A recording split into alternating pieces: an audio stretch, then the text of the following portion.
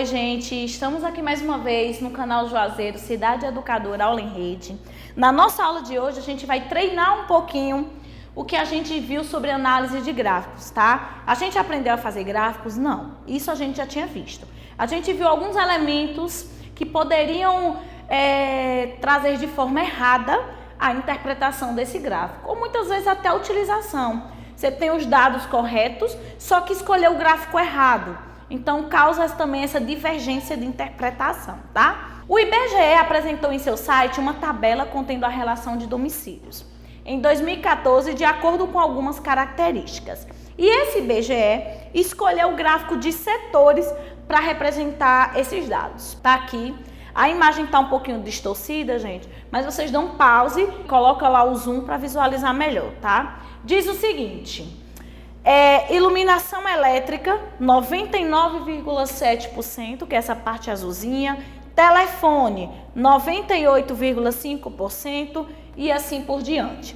A primeira pergunta é: eu posso afirmar que metade dos domicílios possui iluminação elétrica? Se eu olhasse para o gráfico, eu realmente diria que sim. Observem aqui que essa parte significa a minha iluminação elétrica. Olhando para o gráfico, eu diria que sim, que metade da população, metade desses domicílios possui energia elétrica. E que 1/4 dessa população tem telefones em sua residência. Os telefones, pessoal, eles estão representados por esse laranjinha aqui, tá? Ó, telefones. Olhando para o gráfico, eu diria sim, que 1/4 desses domicílios, eles possuem telefones em sua casa. No entanto, observem que, a partir dessas informações, você julga que esse gráfico está adequado para essa situação? Se a gente não fosse olhar a legenda a fundo, a gente diria que sim, que estaria correto, pela representação do gráfico de setores. No entanto, vocês vão perceber que na legenda diz que a quantidade de domicílios com energia elétrica é de 99,7%.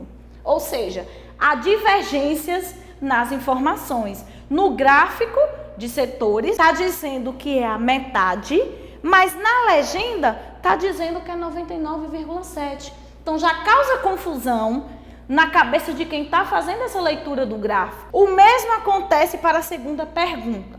Observa-se que o gráfico induz o leitor a pensar que 25% representa 1/4 dos domicílios que tem telefone. Tá aqui, ó. Telefone seria esse 1/4 aqui. No entanto, a legenda diz que os domicílios que tem telefone é 93,3%. Então, vocês têm que ser capazes de interpretar corretamente o gráfico. Lembrando, eu tenho que ver o título, eu tenho que ver os dados, eu tenho que comparar os valores percentuais com o gráfico, porque vale a gente lembrar também que no gráfico de setores, o meu total ele tem que dar sempre quanto? 100%, tá? Não esqueçam disso.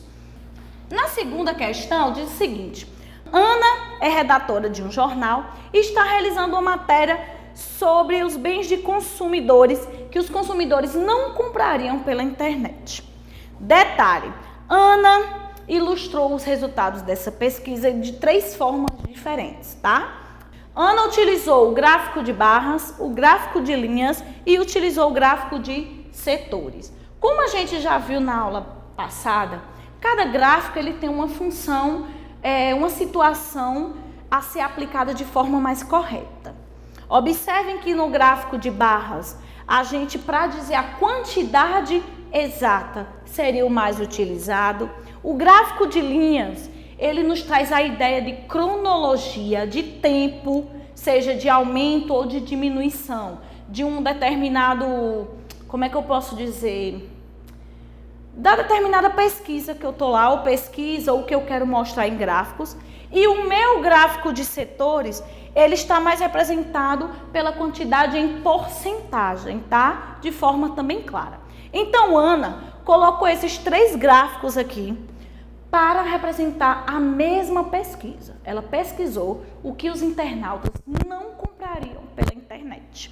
Mostrou nesses 3 gráficos aqui.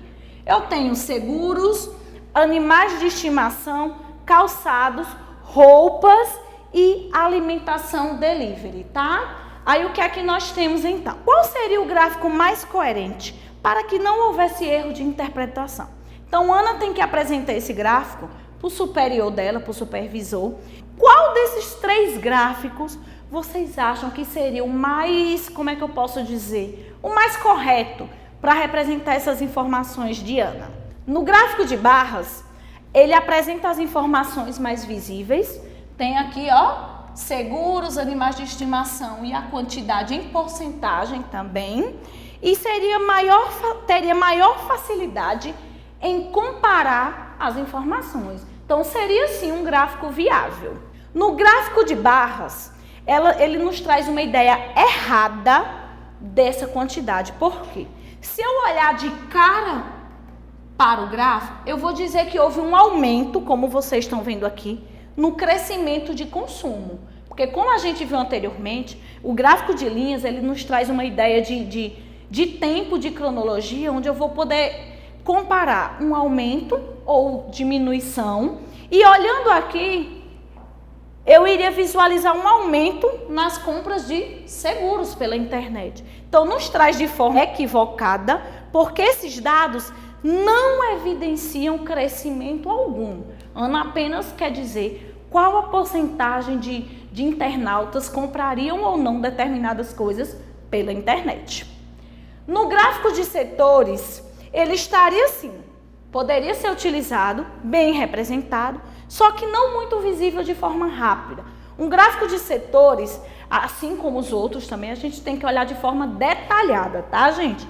Então, a gente teria que verificar se isso aqui tudo daria 100%, se eu estou de forma correta. Então, o gráfico ele tem que me dar as informações de forma clara e objetiva, tá? Agora é a vez de vocês, tá? Eu tenho aqui a quantidade de latinhas que uma escola está arrecadando para reciclagem. Primeira semana, segunda, terceira, quarta, quinta semana. Eu quero que vocês me digam qual desses gráficos aqui ele representaria corretamente essa quantidade de latinhas e o tempo que foi arrecadado cada uma, tá? Então, pausa, lê, assina a alternativa correta e a gente vai conferir e confere no final, tá? Então, fiquem em casa. Se gostou da aula, dê um like. Não esqueçam, canal Juazeiro Cidade Educadora, aula em rede. Juazeiro Educação.